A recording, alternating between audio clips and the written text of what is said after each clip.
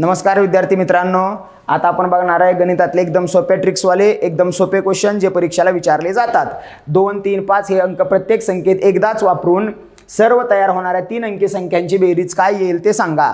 अंक दिलेत 2, 3 आणि 5 हे अंक एकदाच वापरून तयार होणाऱ्या सर्व 3 अंकी संख्यांची बेरीज। मग आता पहिलं तर 3 अंकी संख्या तयार किती होतील हा सुद्धा प्रश्न विचारला जातो। मग काय करायचं तर एकूण अंक किती आहेत बघा, 1 2 3 म्हणून 3 अंक आहेत, म्हणून 3 गुणिले 2 गुणिले 1 3 दुनी 6 आणि 6 1 6 म्हणजे एकूण संख्या किती तयार होतील तर त्या 6 संख्या तयार होतील। आता प्रश्नाने विचारले की त्या सर्व संख्यांची बेरीज सांगा। मग आता बेरीज सांगण्यासाठी काय करायचं, एकूण संख्या तयार झाल्या 6, मग या 6ला भागायचं एकूण जेवढे अंक असतील तेवढ्या अंकानं। 1 2 3 अंक होते म्हणून भागिले 3 3 1 3 3 दुनी 6 म्हणजे एक अंक हा 2 वेळा रिपीट होणार आहे।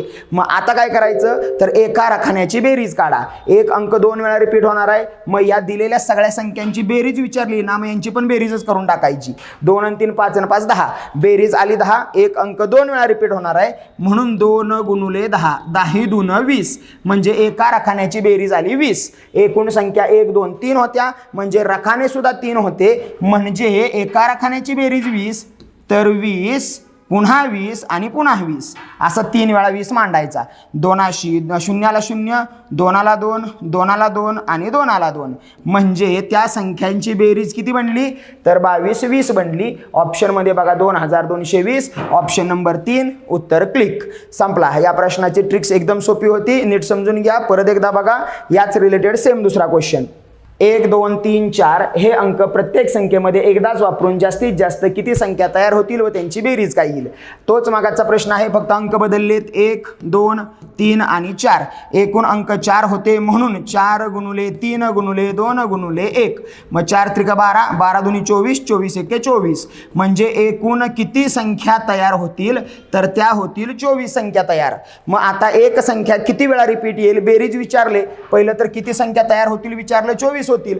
आता बेरीज किती येईल मग बेरीज विचारली म्हणून 24 भागिले एकूण अंक किती आहेत 1 2 3 4 म्हणून भागिले 4 4 1 4 4 6 24 म्हणजे एक अंक 6 वेळा रिपीट होईल। आता बेरीज विचारली म्हणून या सगळ्यांचीच बेरीज 1 आणि 2 3 आणि 3 6 आणि 4 10 म्हणून याला गुणिले 10 6 10 60 म्हणजे एका रखान्याची बेरीज आली 60।